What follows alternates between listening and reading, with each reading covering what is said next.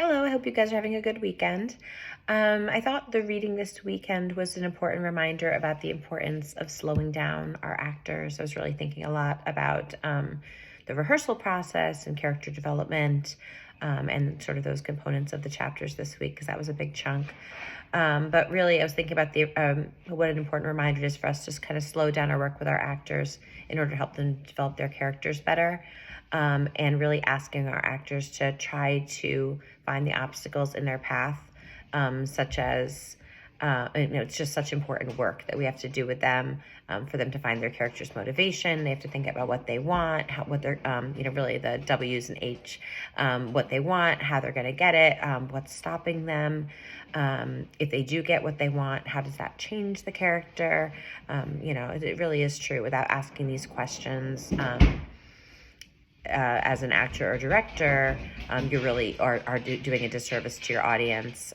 So sorry, my dogs are running around and everyone's coming into the room.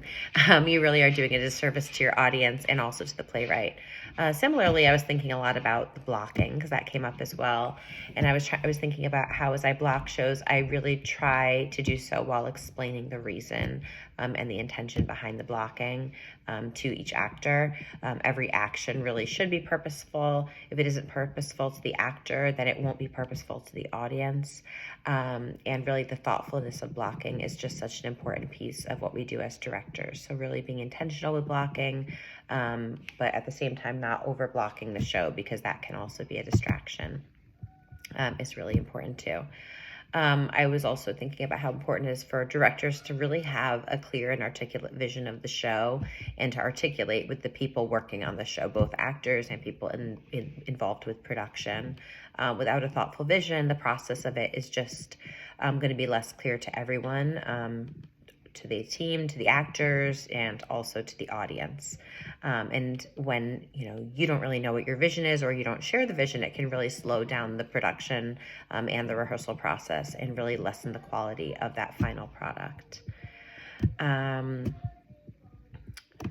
was also thinking about in the rehearsal process how important it is for us to be thoughtful and efficient with our time at rehearsal. That's just so critical.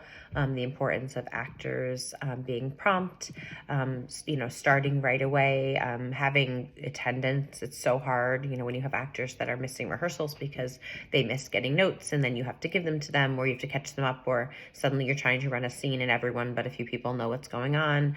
And really that's not respectful to the other people there. So just really trying to make sure people are there is important.